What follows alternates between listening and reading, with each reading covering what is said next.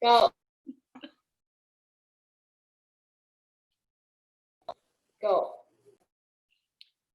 Welcome everybody to the beginning of our day, and this morning, our second day of the Scholars Strike Canada. And we will begin with today's presentation on legacy of policing Indigenous lands and bodies. I want to start with our land acknowledgement. This land in this space we're meeting in is the traditional territory of many nations, including the Mississaugas, of the Credit, the Anishinaabe, the Chippewa, the Haudenosaunee, and the Wendat peoples, and is now home to many diverse First Nations, Inuit, and Métis. This area is covered by the Dish with One Spoon Treaty. The Dish with One Spoon Treaty is between the Anishinaabe, Mississaugas, and Haudenosaunee that bound them to share the territory and protect the land. Subsequent Indigenous nations and peoples, Europeans, and all newcomers have been invited into this treaty in the spirit of peace, friendship, and respect. I'll turn it over to Minsuk just to tell you a little bit about today, and then we'll go to our speaker after. Welcome to day 2 of Scholar Strike Canada. We had an extraordinary day yesterday, 30,000 views on our digital teach-ins that are public, and that, we're talking about so many of the critical issues of our times. We want to thank all the panelists who participated. And of course, we're really excited about today's lineup. After Dr. Palmater's talk, we have Bonita Lawrence, Andrea Davis, Eve Tuck, Megan Scribe, Ronaldo Walcott, and we also have an extraordinary talk at the end of today with Bev Baines and Ida Abdullahi and Rosalind Hampton. So tune in for all of that. As well, there have been solidarity screenings and teach-ins that have come up throughout the country. So there's one at McGill that is happening this afternoon. And Professor Alyssa Trotz is going to be streaming a talk at 2 p.m. from UT Caribbean Studies. So lots of action. Check out our website, scholarstrikecanada.ca, for the latest info and all the links. Thank you, Minsuk. Welcome, Dr. Palmater, who is a Mi'kmaq lawyer, professor, author, and social justice activist from El River Bar First Nations in New Brunswick. Pam is the author of Indigenous Nationhood, Empowerment, Grass Citizens, and Beyond Blood, Rethinking Indigenous Identity, and many more written articles and scholarship. She was a spokesperson for the Idle No More movement. Her current research focuses on police racism, abuse, and sexualized violence against Indigenous women and girls, and its contribution to the crisis of murdered, missing, traded, and exploited Indigenous women and girls. Dr. Palmater currently holds the position of full professor and chair in Indigenous Governance at Ryerson University. Welcome, Dr. Palmater.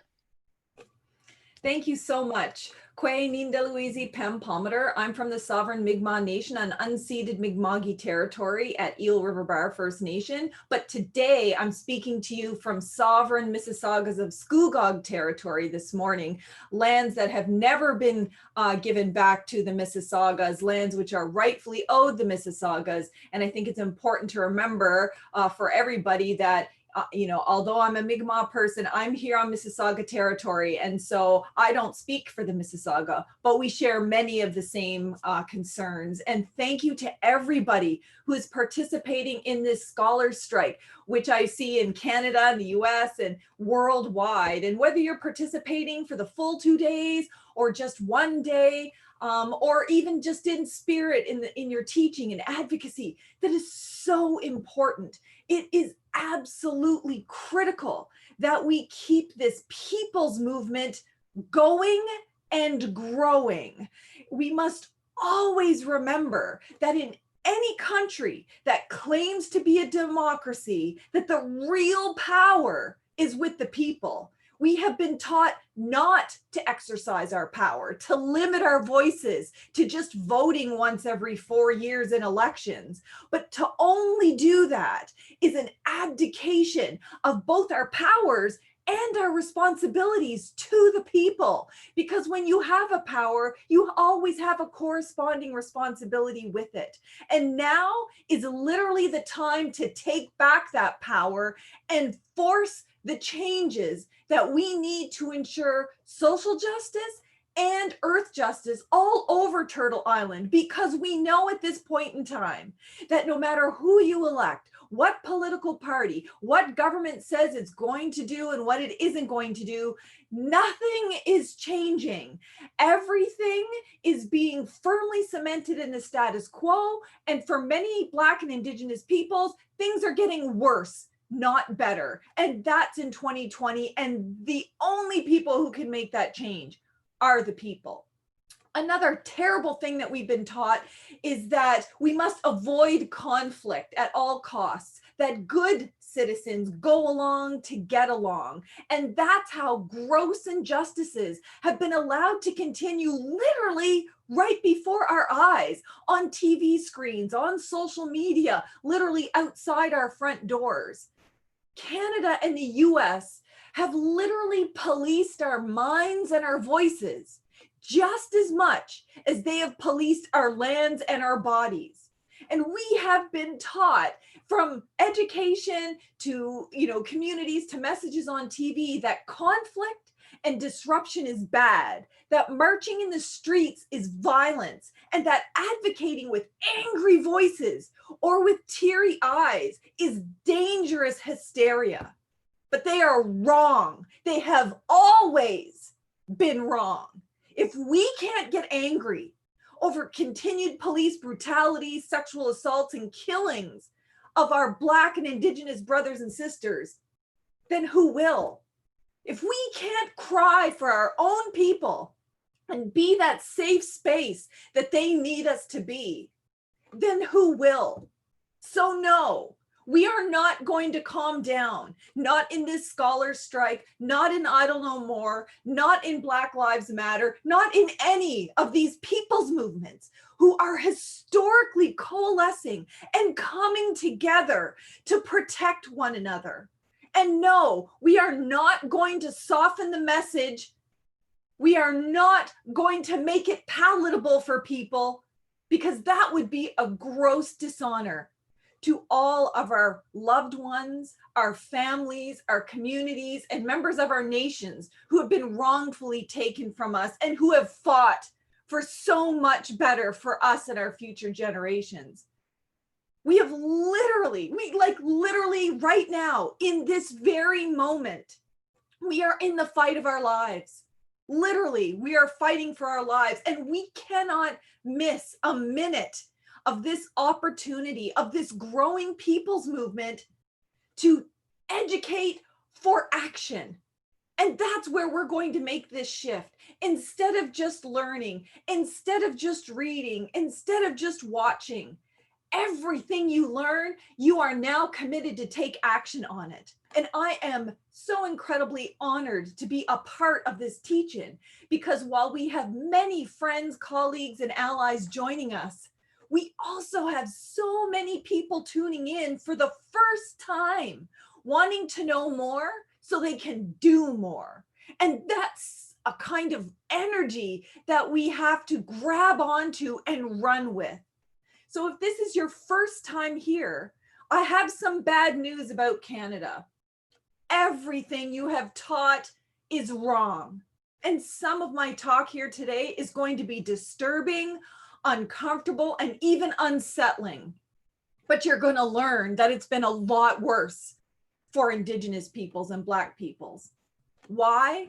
Because generally society has been taught that people like the police are our heroes. They are there to keep us safe. And they're the first people that we are supposed to call if we get into trouble. We are also taught that the police represent the highest of society's morals, values, and ethics, because they are the enforcers of the laws that are there, laws that are supposed to be designed to protect us. In fact, there's even a special law in the Canadian Criminal Code that makes it a unique offense to assault a police officer, a peace officer. And that's because they have been held up as heroes. We also feel really uncomfortable talking about all of this, about police racism and corruption and violence and sexual assaults and the exploitation of children, because we know when we look around that might be your parent, it might be your family member, it might be your uncle, it might be your neighbor. Everybody knows someone who is a police officer or a corrections officer or a law enforcement official of some kind. In some families, they have many generations of police officers. So we don't want to look around at other people. Our natural inclination and how we've been taught is to focus on bad apples. Well, there's a bad apple in every bunch. There's bound to be one or two bad guys in police, one or two bad guys in healthcare, one or two bad guys in society. But no, we are not talking about sociopathic serial killers. We are talking about everyday police officers in society. And we are also talking about systemic racism, but not in the sense of absolving individuals of their culpability. And that's part of the problem. As soon as we mention systemic racism, governments say, well, you know what? It's a piece of paper. It's the Indian Act. It's a law that we need to change. It's a system. It's a policy, as if these inanimate objects are the ones that are killing and brutalizing and incarcerating our peoples. And it's not, it's people doing that. And it's administrations and it's governments and it's organizations and it's leaders that are making the decisions to allow their people to do these things. And I'm not talking about a few bad apples in this talk at all, not. I wish the myth of a few bad apples was true, because then we wouldn't be here.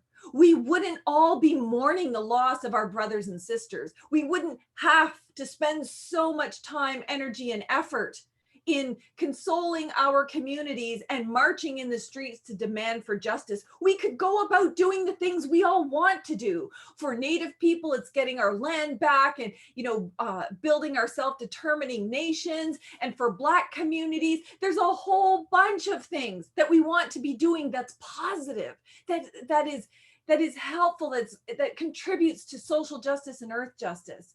Instead, we are forced to consistently resist and confront and disrupt and try to change the grave human rights violations that are being committed against our people.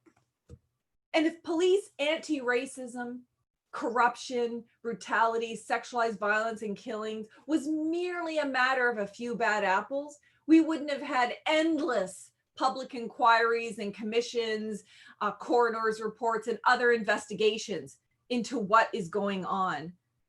And if police forces all over Canada and the United States weren't engaging in what I would consider literally months of riots, I mean, what we've seen on TV isn't violence from protesters and marchers and people engaged in teach-ins. What we've seen is outright riots from police forces desperate to maintain their power, their unaccountable power over our people. And that has got to stop.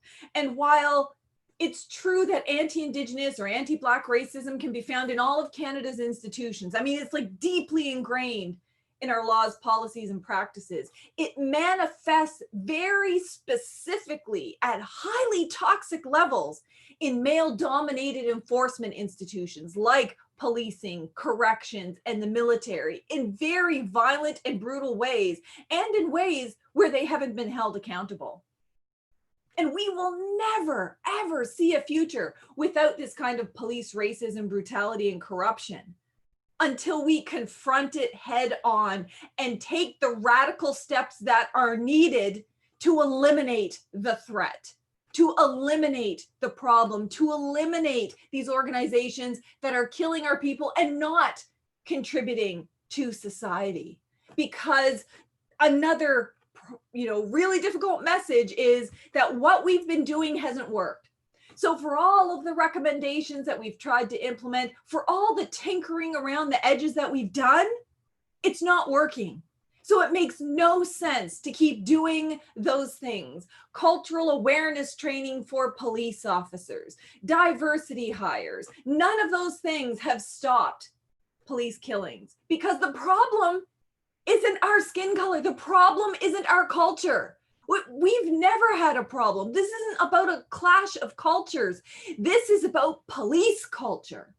This is about state culture, which is based on white supremacy, which privileges white people and white systems and white ideologies and white histories, and correspondingly punishes, oppresses, dispossesses, excludes, and brutalizes those who don't fit that category, which we know here in Canada, Black and Indigenous peoples being the #1 targets, and also other racialized people or other people who've been othered in some way.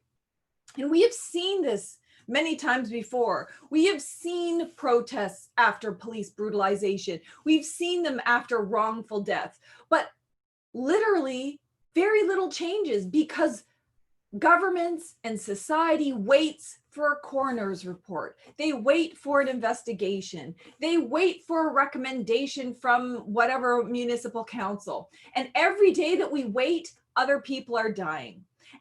And this isn't an anomaly. So it's not like we're talking about a system that was designed to protect people.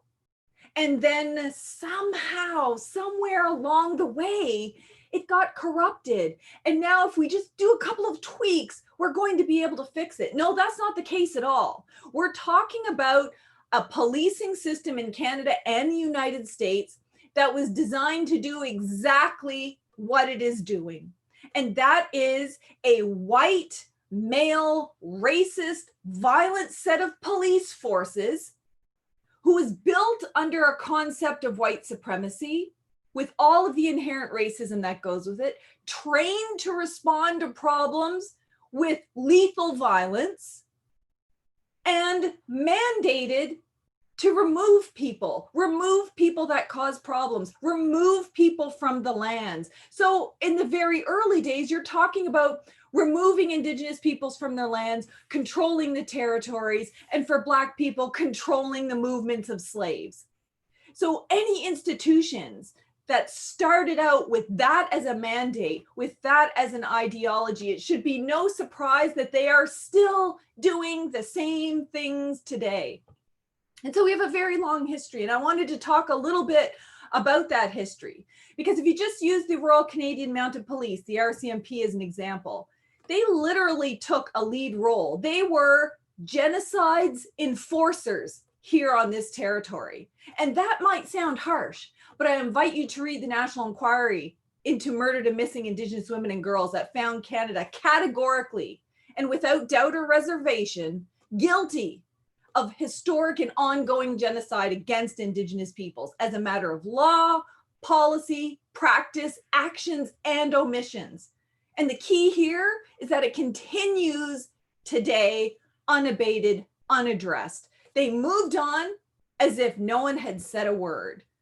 But if this was happening in any other country, in some other place, to some other people, then Canada, of course, would be on the world stage condemning that genocide, rightfully so, and taking actions to stop it.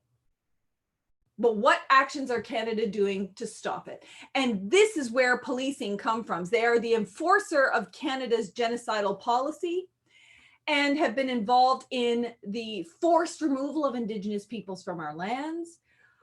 They were involved in the forced removal of our children put into residential schools where many of them died.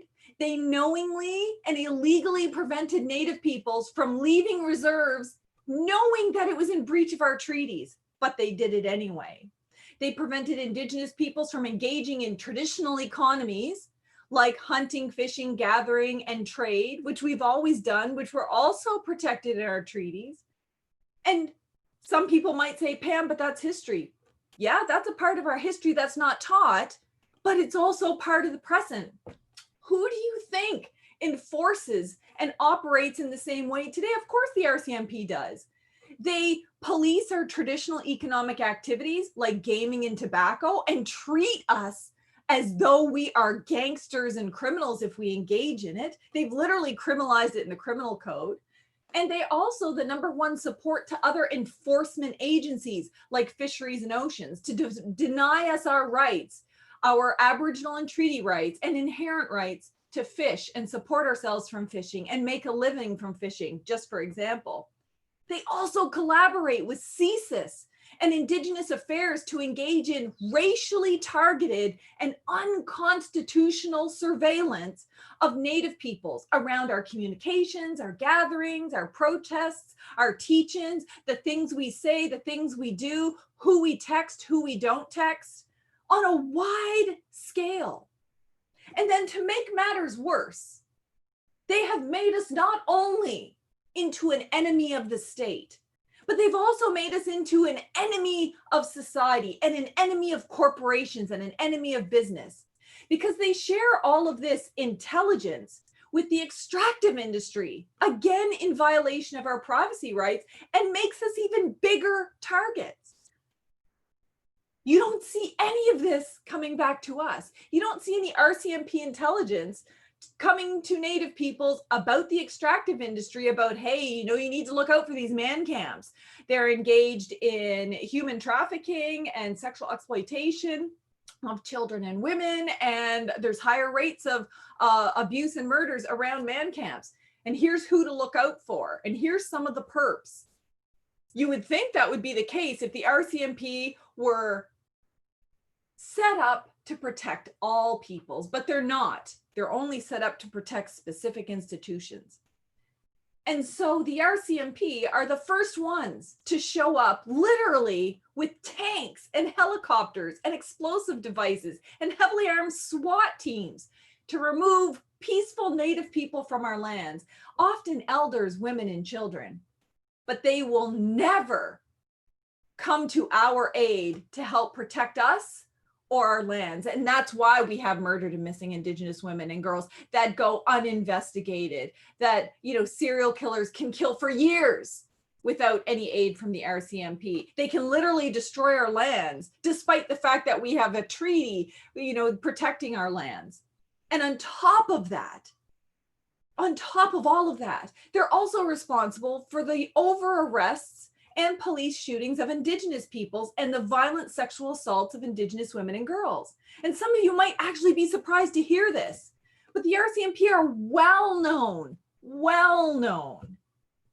for sexually assaulting, harassing Indigenous women and girls all over Canada. And not just the RCMP, other police forces, corrections officials, prison guards, anyone that works in enforcement. I mean, literally, the very first police force, the Northwest Mounted Police, which became the RCMP, were actively engaged in the sexual exploitation and extortion from Indigenous women and girls because they collaborated with Indian agents and used food rations to literally starve communities in order to have access to women to sexually assault. I mean, if this is how police forces were set up in this country, is it any surprise that they're still engaged in that? And that's just not from my words. You only need to read the National Inquiry, to read reports from Amnesty International, the Human Rights Watch. I mean, we all know this is happening, but no one lifts a finger to stop it in government.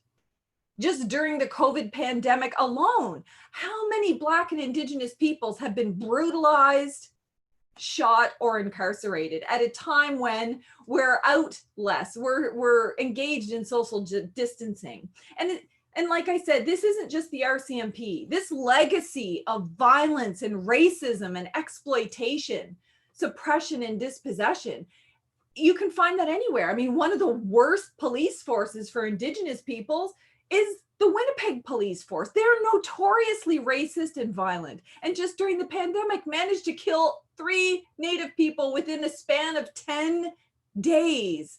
No accountability. And that's part of the problem, because this isn't news. It's data, it's facts, it's statistics. It results in our protests, it results in our resistance, it results in our calls for actions, but governments and police forces tend to try to weather the storm. If they're not engaged in propaganda, trying to go out in the community and get pictures taken with young children who are crying because they're so terrified of the police, or saying, you know, how they rescued a cat from a tree the other day, they're certainly not addressing any of the violence that they're engaged in. And that makes all of them culpable. And that's a really difficult message. That's a legacy that we need to deal with.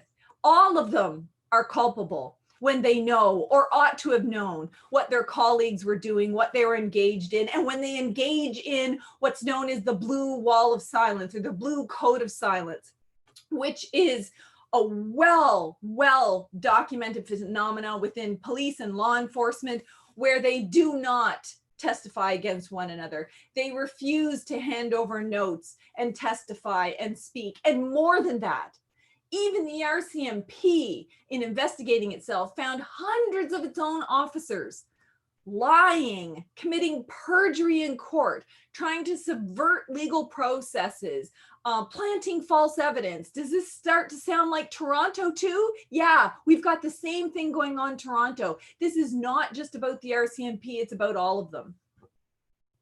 And we cannot plead innocence anymore. We cannot plead ignorance anymore. The reason why we haven't acted isn't because people don't know or shouldn't have known. Canadians are among the most privileged when you compare worldwide in terms of education, access to the internet, access to libraries, access to the media. So the majority of Canadians, not those that are marginalized, racialized, and impoverished and oppressed and suppressed, but I'm talking about the majority of Canadians have always had access to this information. I mean, there's literally media swarms around all of the public inquiries, commissions, and reports. I mean, I could spend another hour just going through each of them. But the Donald Marshall Inquiry, Royal Commission on Aboriginal Peoples, the Aboriginal Justice Inquiry in Manitoba, the Aboriginal Justice Commission of Saskatchewan, the Neil Stonechild Inquiry, the Ipperwash Inquiry. I mean, literally, it goes on and on and on. And what's the common theme in all of these? Racism against Native peoples is widespread in this country, at the cop level, at the prison level, at the justice system level, all of it. It's infected with racism that commits horrendous human rights abuses against our people, and it's not addressed. I mean, literally, it was 25 years ago that the OPP shot and killed unarmed and peaceful land defender Dudley George. And what's happening today? It's taken 25 years just to try to address the land issue. Meanwhile, over in Haudenosaunee territory at 1492 Landback Lane, they are quietly arresting peaceful land defenders, occupiers, journalists, committing, grave breaches of constitutional rights to free press, the right to protest, and land rights. Nothing has changed. We get commission after commission after commission. I mean, we have a national inquiry into murdered and missing that says Canada's committing genocide in all these ways. And we have to act on this urgently. And they don't. And they won't unless we force them to. And that's part of the problem. People who have power, this kind of corrupt, race-based, violent power, will never cede or surrender that power unless forced to. But the real power is in the people to protect one another, the people to protect the planet, and based on human rights and social justice and all of these values that we care about. This isn't just about what impacts us as individuals. That's why you see Native people standing in solidarity with Black Lives Matter. That's why you see Black Lives Matter standing in solidarity with us. That's why you see so many social justice groups, whether it's anti-poverty, anti-homelessness, anti-racism, all working together because it's about our common humanity. And in case you think that maybe this is just an exaggeration about the police legacy in this territory, well, you only need to look at the RCMP class actions against themselves. So the RCMP, the police as an institution, is as horrendous a place to work as it is to be engaged in the public. I mean, you've got a 2017 Merlot-Davidson class action for sexual harassment and assault of thousands of female RCMP officers. And then 2 years later, the Tiller, Copland, and Roach class action, which is for all the non-RCMP women officers that were also sexually harassed and abused. You've got that now $1 billion class action against the RCMP for harassment, bullying, and toxic workplace by everybody else.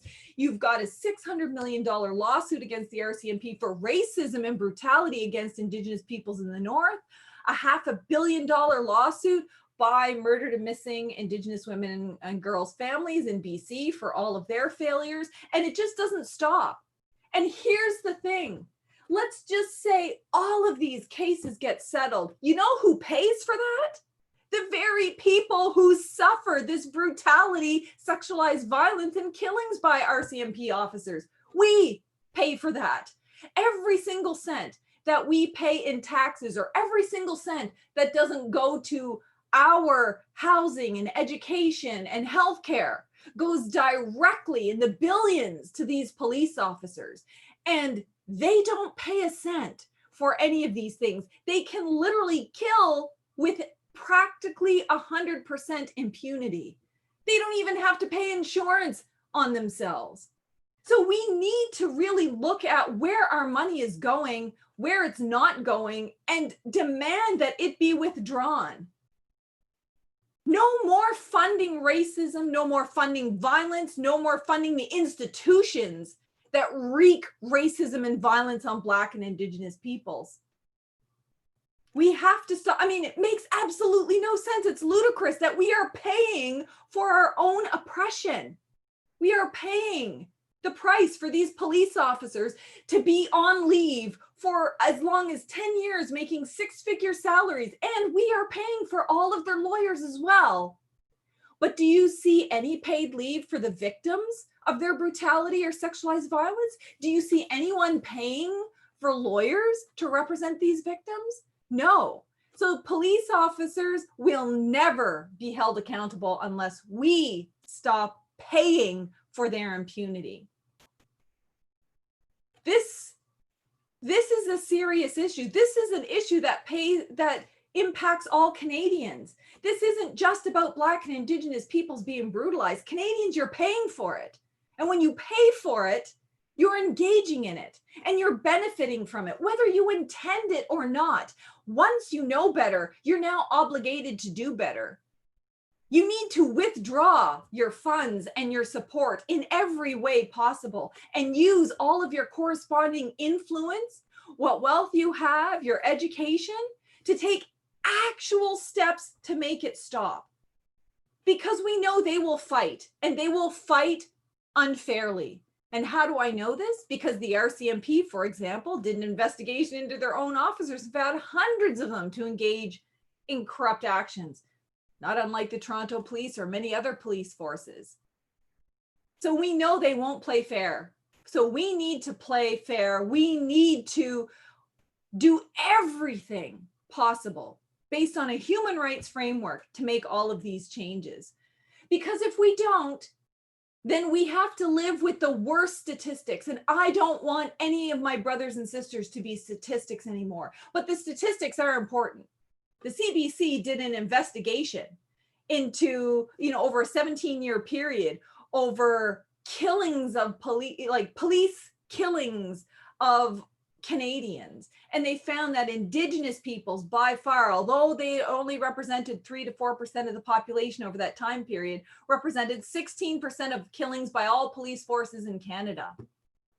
But in places like Manitoba, 58% of the killings. And tell me that's not racially targeted. In Saskatchewan, 63% of the killings are Indigenous peoples.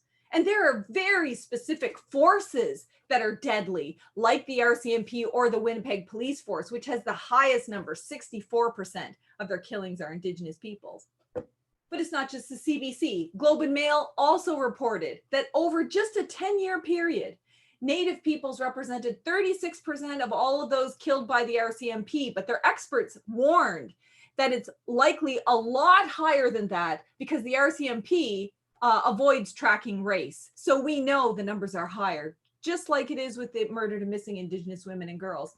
And they also noted that none of the officers were charged in these deaths. And it makes you wonder, well, what about all of these oversight committees?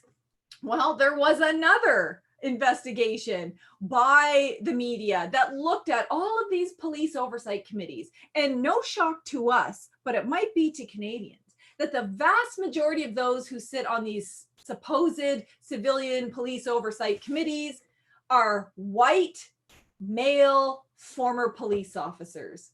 It is no wonder that we don't get any justice. They take a good idea that many social justice advocates actually advocated for and said, we need this.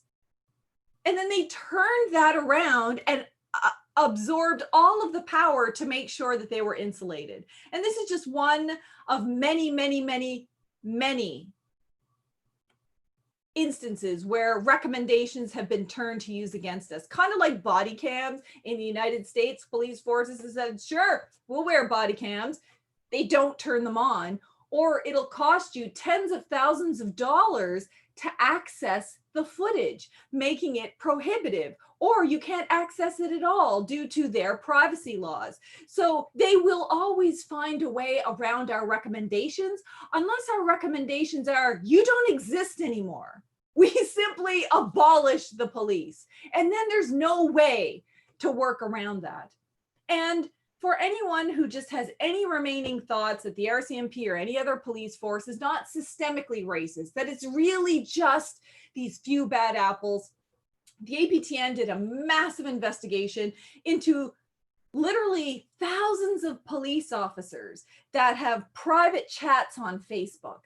And they found hundreds and hundreds and hundreds of examples of blatantly racist remarks against Native peoples, of which I won't reproduce here, and even celebrating and saying that the Native people who got killed by the police deserved it. So we need to move beyond whether or not there's racism and look for actions. And abolition is the way to go, because we know the political will isn't there to deal with it. So we need to start pushing on many of the recommendations being made around the whole defund the police abolition movement. And, you know, I will close for question, I'll answer questions now, but I'll just close by saying, you know, we've got to deal with both. How do we deal with these police as institutions going forward and on an interim basis? And how do we hold them accountable for everything that they've done to date? And so I support many of the United Nations recommendations around opening the books. They have no more privilege, getting rid of legal immunity, making them pay for all of their own abuses, and literally cleaning house. Zero tolerance on all of it, all of it, all of it, all of it. Racism, sexualized violence, all of it. And I think if we did that, I think if we defunded racism in policing and in state institutions, you would see they didn't exist anymore. You might have a handful that are left. You might have a few good apples that are left who could actually engage in some other activity that supports and protects communities. So that's where I stand.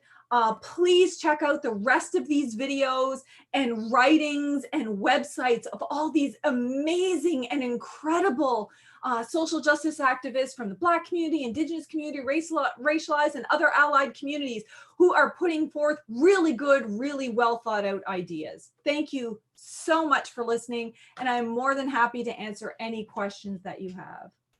Thank you, Pam. Pam, I just want to say, just kind of tie a couple things this was an excellent teaching. Thank you. A couple of things that stood out as you were talking to me, as you were talking and I was listening, is the whole aspect of the way in which policing and RCMP as a Black activist doing work in policing and anti-Black policing violence, you know, the way that the institution itself was created for the purposes of surveillance and control of Indigenous people and Black people. And I think that's a really critical piece, because all of the practices is about violence towards Indigenous and Black people. So the institutions could never, ever, ever do us justice. We could never expect justice from the institutions. And the oversight bodies, the oversight bodies that exist, like you mentioned, in terms of bodies that all of the commissions that have come up to deal with Indigenous murders and missing women. All of these things are really facilitated by those who want to uphold the institution, as opposed to those who want to provide justice and to hold the institution accountable. And I like, you didn't actually say it, but it was in your in your conversation, is that you're actually talking about declassifying, information within the institution, so that you can deconstruct and defund and abolish. So I thought those were really, really critical pieces that were pulled out. So I just wanted to hold that, and whether you wanted to add anything else to that before anybody else, any questions come to you.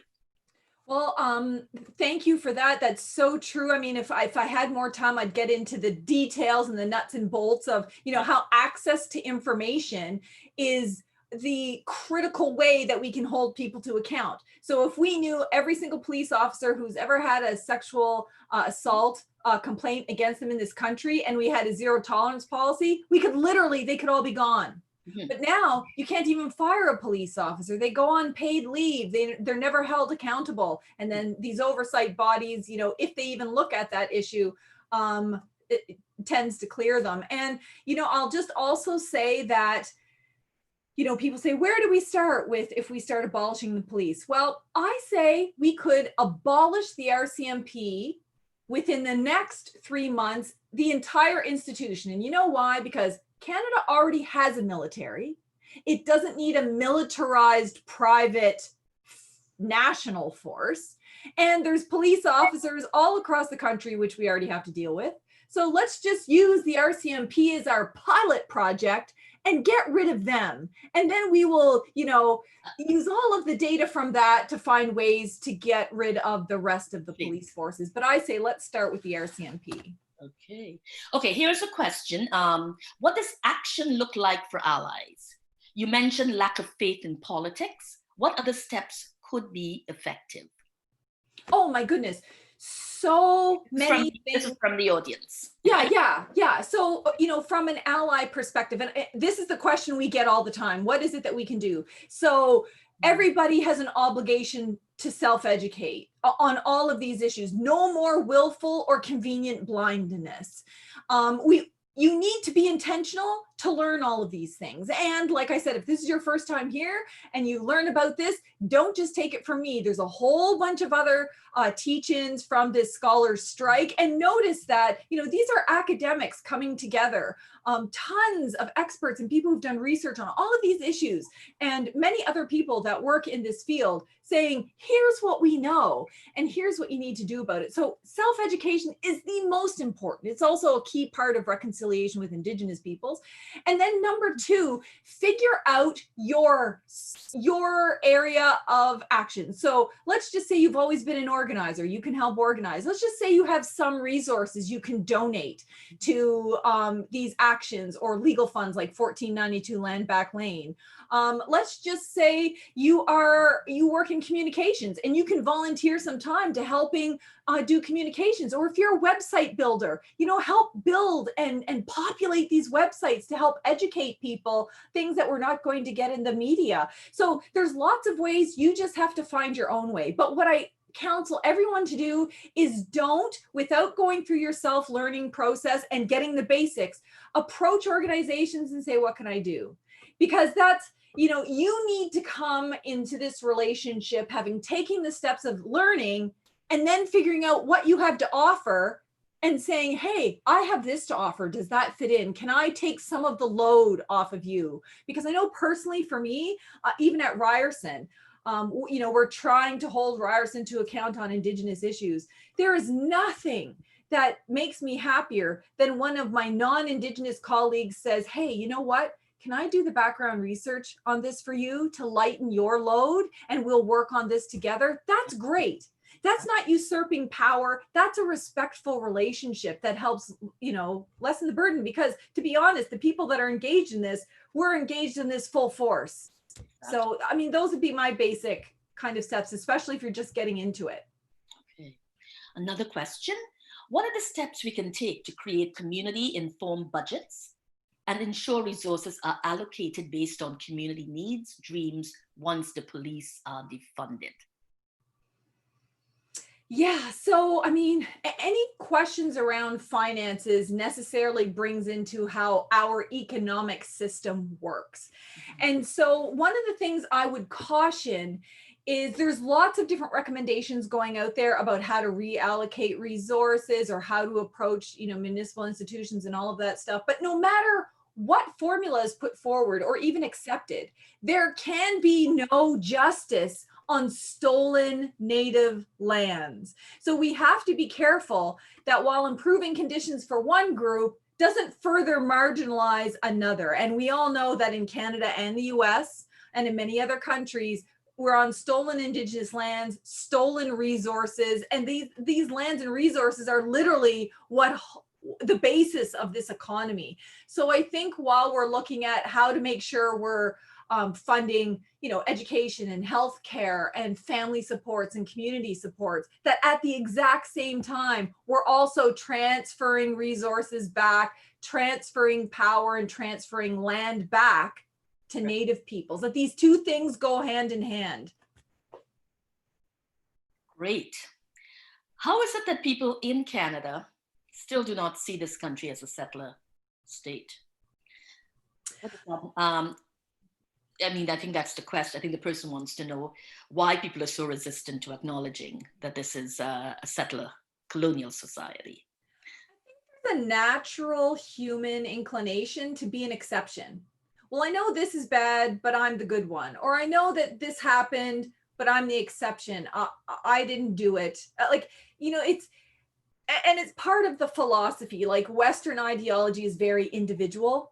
It's about individual rights, individual benefits, individuals working hard, individuals succeeding, and really not looking around to community. Now, thankfully, I don't think many Canadians think that way. I mean, we care very much about our families and our larger community circle, and for Native people, our nations as well.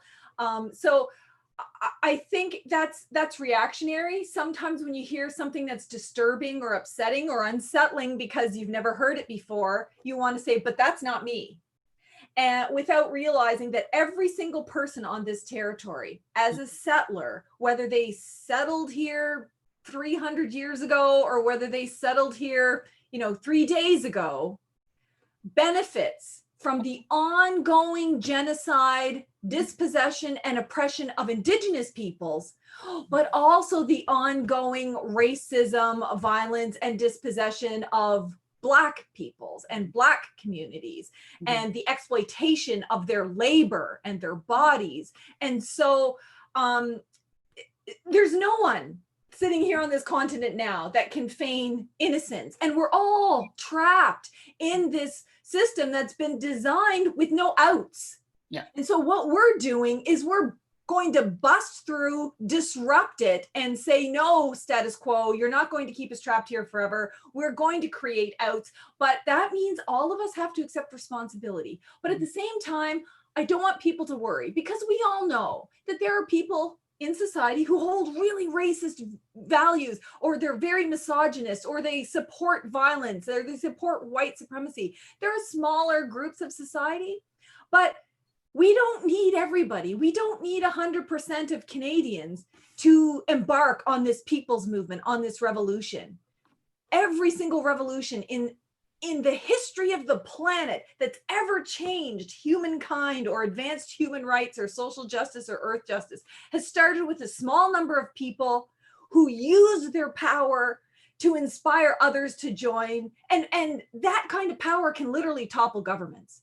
So if you can topple governments in other countries, we can topple white supremacy and systemic violence and racism in this country with our people power, whether or not we have 100% of the people or not. Yeah. And then I just wanted to add, because that before we close, and that's key. I think, when we think about what's happening in this current context, we're really seeing a huge backlash, especially at this particular time of the sort of nexus of the pandemic, the the particular climate in the US with Trump and his administration, and how that is feeding into a global, white supremacist fascist state. Yeah. How there is this lack of unwillingness to accept such histories in this country of settler colonialism and slavery. And we have, the head of the conservative government standing up there and saying, we need to take back Canada. Well, what the fuck does that mean? Right? So, so, I mean, I think it's really important, the point that you make in terms of, but we really need to remind people that, this is a settler colonial state. Mm-hmm. Also a state, a nation founded on the bodies, the genocide of Indigenous people and on the backs of Blacks in terms of, in terms of also enslaved labor. So, and how we, and it's important because those histories, we're seeing that there's in a sense that there's a rush to want to bury those histories and to pretend like that no longer matters when it does matter. Exactly. And, I'm so glad that you raised it, even though we don't have that much time left, about what people think is this rise in, white hatred, white nationalism, and all of this stuff. It was always there. I mean, this is a country based on it. But what happens is when people in power emulate those hatred ideologies, it helps encourage and inflame others to do that. But here's what I would tell people, because it is worrying and we need to keep an eye on it, that it's a choice how we respond to that. And my choice in how to respond to white hate groups or white nationalism is we need to channel our energy where it's most effective. So I say we starve white hate groups and we feed hopeful social justice groups. And that means in every context. So for every second and every ounce of our energy, are we going to spend that fighting with racist people on Twitter and spend hours getting into Twitter debates? Or are we going to take those hours and write a critical piece that we can promote on Twitter or lift the voice of someone else? Because we have the power as the people to silence those voices. We just don't retweet them. We don't repost them. We don't talk about them. We literally silence them and make sure our voices are front and center. So I say we just make that conscious choice to starve hatred and feed hope. Thank you, Dr. Palmater. That was amazing. Thank you so much. Thank you for the question. Sorry we couldn't get to all of them. And I want to thank our tech team, Carrot, Rejan, Arthur, Alana. Thank you all for making this happen. And again, Pam Palmater, thank you so much. Power.